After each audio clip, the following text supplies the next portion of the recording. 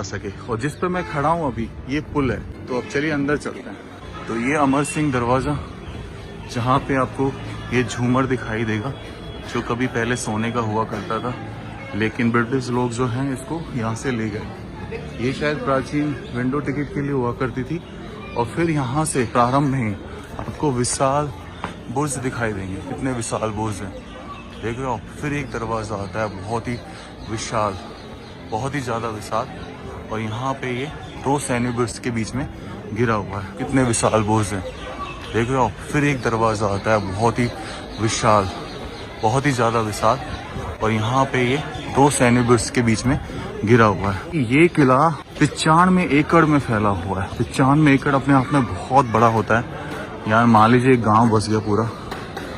और यहाँ पे देखो किस तरीके से ये सैनिक ठहरावे और ये बनाए गए। चलिए आगे चलते हैं। उसके बाद जब आप देखोगे तो यहाँ पे ये इस पे नीले कलर का पेंट हुआ पड़ा है। तो ये उस समय कारीगरी थी। तो जिस समय यहाँ पे शीशे लगे हुए पड़ते थे, तो ये जो आप देख रहे हैं इसके बाद ये नीचे जो है इसको रिपेयर किया गया। जो कारीगरी थी वो मिट गई, और यहाँ से जो शीशे थे वो भी ब्रिटिश सरकार द्वारा ले जाया गया। और ये देखो यहाँ पे ये गेट के दरवाजे के ऊपर का डिज़ाइन है, जहाँ पे अब जाना अलाउ नहीं है। और असंख्य मेहराबें बनी हुई हैं यहाँ पर धनुषाकार, इधर भी और इधर भी। अब अपन सामने तो नहीं जाएंगे क्योंकि वो बंद कर रखे हैं, कमरे हैं। अब अपन ये तीसरा दरवाजा है, और यही कैलीग्राफी जो है इसे पर्शियन कैलीग्राफी बोलते हैं, यानी फारसी कैलीग्राफी की गई है फारसी लोगों के द्वारा। और कितना विशाल है भाई, मतलब गजब ही है। चलिए थोड़ा सा और अंदर चलते हैं, और अब आएगा एक रैंप। और इस रैंप को बनाने के पीछे बहुत बड़ा कारण था। ये नीचे आप जो जिगजैग देख रहे हैं, ये फ्लैट क्यों नहीं बनाया गया, इसका रीजन ये है कि जो घोड़े हाथी जब चलते थे तो ये ढलान है, ताकि वो फिसले ना, इसलिए इनको धीरे धीरे जिगजैग फॉर्म में बनाया गया। तो दोस्तों ये जो रैंप देख रहे प्लानिंग के तहत बनाया गया था। जब कोई हमला करे तो वहाँ से बड़े बड़े पत्थर के गोले लुढ़काए जाते थे। अब अगर सेना तो इसी रास्ते से जाएगी, तो वो पत्थर के गोले जो है उनको सह नहीं पाते थे। और फिर ये जो दीवारें देख रहे हैं ऊपर, ये जो छेद देख रहे हैं आप, इधर भी आपको छेद दिखाई देंगे। इनसे बताया जाता है कि गर्म तेल गर्म पानी को बरसाते थे। ये ईंटें आज से लगभग 450 साल पुरानी। इस जगह की हिस्ट्री जो है महमूद गजनबी से जुड़ी है, यानी कि 1000 साल पहले। लेकिन जो प्रमाण मिलते हैं वो मिलते हैं मुगल एम्पायर से। कहा जाता है कि सिकंदर खान लोधी इस जगह का एम्पायर हुआ करता था, उसको फिर हराया मुगल एम्पायर जब बाबर इंडिया आया था। 1505 में ये चला गया था बाबर के अंडर, यानी मुगल एम्पायर के अंडर। 1530 में यहाँ हुमायूं को ताज बनाया गया। लेकिन 1565 में जो अकबर थे हुमायूं के बेटे, उन्होंने इस किले को रिकंस्ट्रक्शन किया, जिसका काम पूरा हुआ था 1575 में।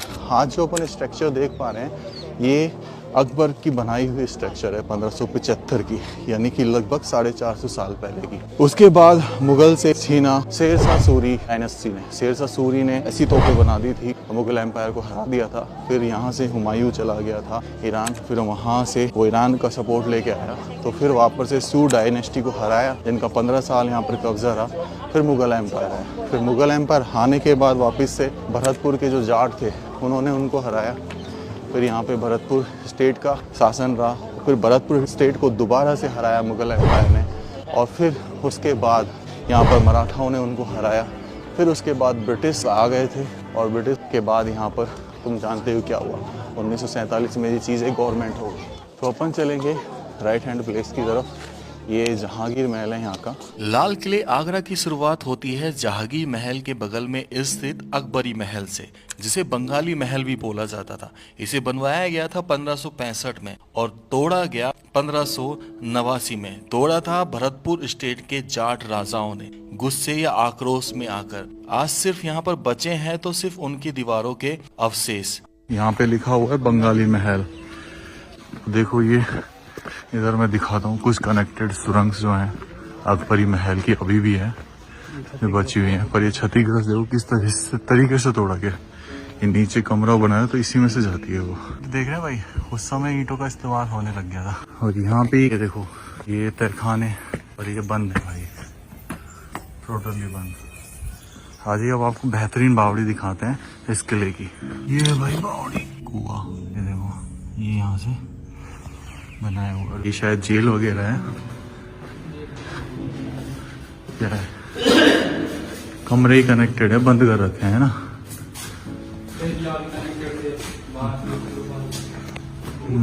उधर से कनेक्टेड है। यहाँ दिखाइए, ये सीढ़ियाँ जा रही हैं ऊपर। अकबर के द्वारा बनवाई गई 500 साल पहले की एक ऐसी बावड़ी जिसे आप जरूर देखना चाहेंगे। इस बावड़ी में बहुत सारे राज छुपे हैं। इतनी अद्भुत बावड़ी शायद ही आपने देखी हो। इसको ध्यान से देखिए। जब हमने इसको ध्यान से देखा तो 7 मंजिल तो ये हमें दिखाई दे रही थी और न जाने कितने मंजिल तक इसमें पानी भरा हुआ था। अगर देखी जाए तो ये भारत के इतिहास की तीसरी सबसे बड़ी बावड़ी बन सकती है जो मंजिल में काउंट की जाएगी। लेकिन अभी भी सिर्फ 2 ही नाम याद आते हैं, एक तो आभानेरी बावड़ी और दूसरा नीमराना बावड़ी।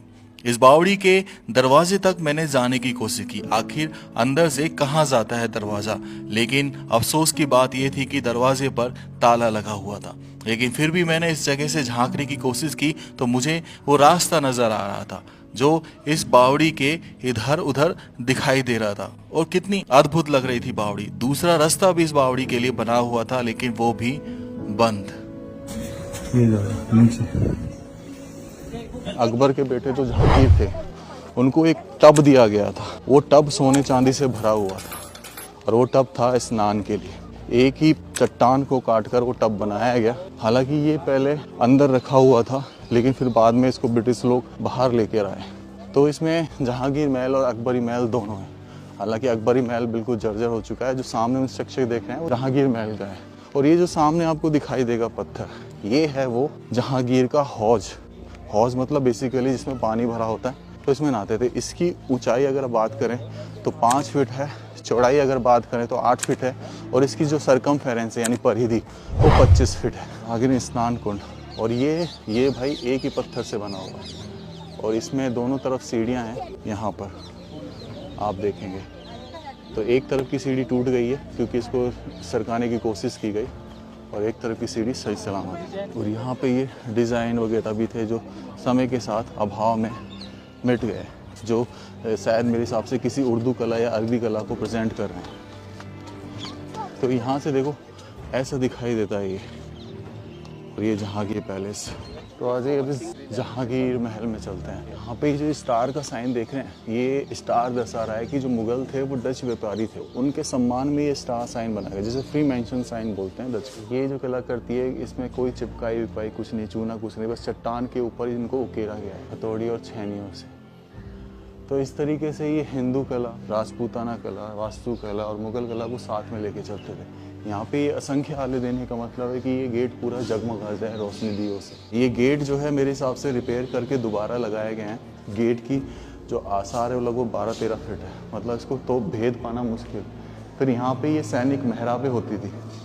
यहाँ पे क्या होता था कि ये जो स्क्वायर है यहाँ पे जहांगीर जी खड़े हुए करते थे। यहाँ पे नगाड़ों से उनका सम्मान किया जाता था बजा बजा के। यहाँ पे आवाज़ आपकी गूंजती है तो म्यूज़िक यहाँ पे फैल जाता है, इसे एक बेसिकली म्यूज़िक रूम बोलते थे। और ऊपर जो कला देखो आप, इसमें उल्टा जो कमल का फूल है वो देखो उल्टा करके लगाया गया है पूरे उसमें। और ऊपर गुंबद में मतलब सारी जगह एक ही कला दिखेरी गई है जो हिंदू वास्तु कला है और जो राजपूताना शैली है उनके प्रति डेडिकेशन दिया गया है। अब हम थोड़ा सा आगे चलते हैं तो जहांगीर के बड़े दरवाजे में से निकल के एक छोटे दरवाजे में प्रवेश करते हैं और ये भी काफ़ी बड़ा है, 6 फीट का आसार। और तीसरा दरवाज़ा जब पहुंचते हैं तो ये खुल जाता है आपका महल। हैंड साइड की तरफ देखते हैं ना, इस दरवाजे के ऊपर ये देखिए ज़रा, ये इन्हें अलंकृत स्तंभ बोला जाता है। और फिर उस पर कलाकृति कैसे उकेरी गई है गजब की। ऊपर देखो कोई लैंटर यूज़ नहीं किया गया है, टेक्नोलॉजी कैसे कर्व में दे के छत खड़ी करी गई है। और ये जो झरोके देख रहे हैं इनके पीछे देखो, ये एक खुफिया गैलरी छोड़ी गई इनके पीछे। इस पूरे कमरे के पीछे एक खुफिया गैलरी छोड़ी गई है। और कहें तो सुरंग, मतलब कि यहाँ पे बेसिकली ऐसा है कि जिसको आक्रमण हो तो इसके पीछे छिप जाओ और यहाँ से देखो कि कौन यहाँ पर आया है। ये देख रहे हैं ऊपर तक आपको ये डिज़ाइन देखने जहाँ से देखे जा सकते हैं। अद्भुत कलाकार है वो, कितने असंख्य तोड़े लगाए गए हैं। तोड़े मतलब जिन पर छज्जा टिका होता है चारों तरफ, और छोटे मोटे भी नहीं, बहुत विशाल तोड़े। आपका ये स्वागत कर रही एक अच्छा भी फीलिंग आती है। और फिर यहाँ पे इस तरीके से डिज़ाइन और फिर एक पीछे वो चीज़ें, यानी कि यहाँ पे कभी कुछ चीज़ें रही होगी। या तो ये आला है जो कि डिज़ाइन फुल बनाया गया, दिया जलता होगा तो अलग ही रोशन होता होगा, और ऐसे आले इसमें चारों तरफ है, चारों तरफ। और यहाँ पे ये जो कर्टेंस लगाए जाते होंगे, पर्दे, ये छत देखो आप, छत का डिज़ाइन बनाया गया है, इस पे भी फूल्स बनाए गए हैं, गजब ही है। अब थोड़ा बगल वाले कमरे में चलते हैं, पूरा एक्सप्लोर करेंगे। बस दुख इस बात का होता है कि ऊपर नहीं जाने दिया जाता, जैसे ये बंद कर दिया गया है। और यहाँ पे इस गैलरी में चलते हैं, ये बुर्ज के नीचे है बेसिकली, ये पीछे का साइड का दरवाज़ा सब बंद कर दिया है, और फिर हम इसमें आ जाते हैं। ये है भाई साहब गजब की कलाकृति भाई।